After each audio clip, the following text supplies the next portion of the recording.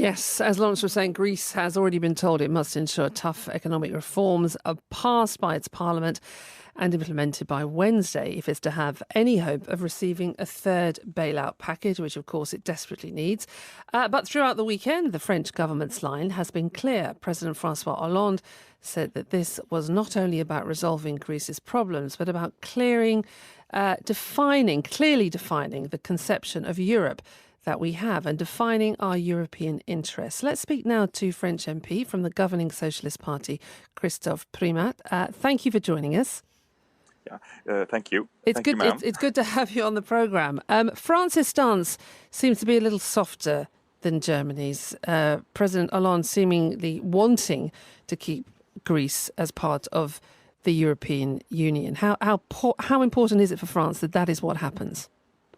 Yes, actually, it's very important for France to have Greece in the European Union because it's the future of the European Union which is at stake with the crisis in Greece, and we have to show solidarity, but at the same time we have to help Greece to perform some reforms. And I think it's very important to reach this kind of solidarity. And President Hollande was very clear.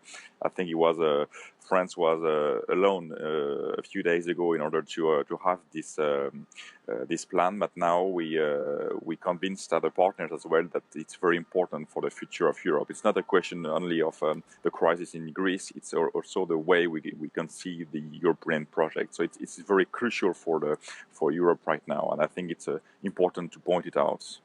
But it's not the language that German Chancellor Angela Merkel is using, is it? I mean, she said going into these talks, the most important currency has vanished with Greece, which is trust. A deal is not wanted at any price.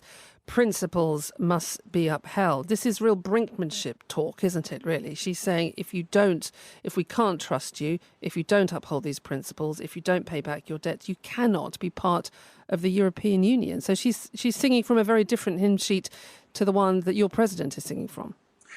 That's right. So it's in the first time we have a very strong dialogue with Germany right now. And I understand that because I think the objective is very important. The final objective is to have Greece in Europe. That's the objective. But then we have to see how we can have that.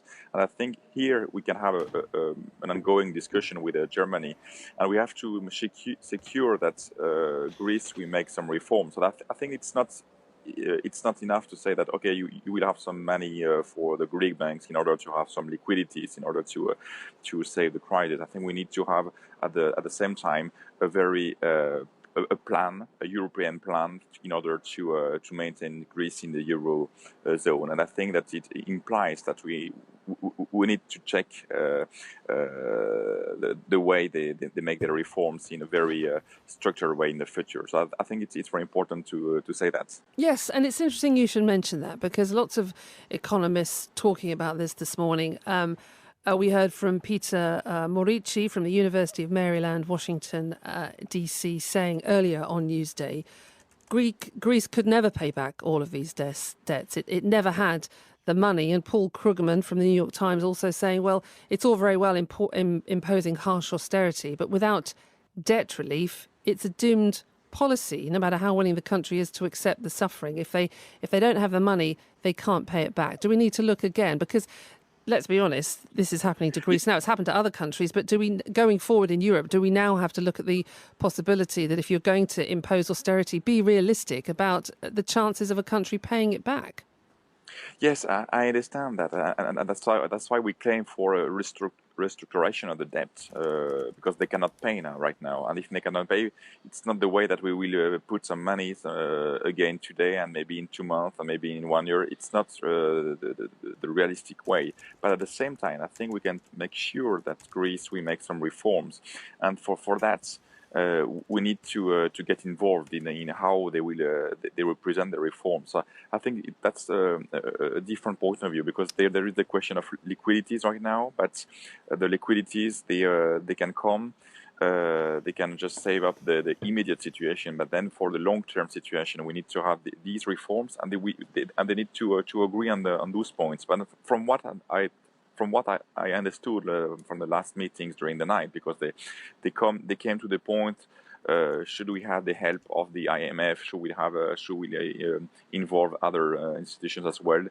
Should we try to help Greece to have some privatizations which are needed in order to reach those reforms? I think that these are the very important questions. So I think we agreed on the objective, and now we try to discuss on the means. I mean the different members of the Eurozone, the 90 members. We thank you for your time this morning. Christophe Premat there, French MP from the governing Socialist Party.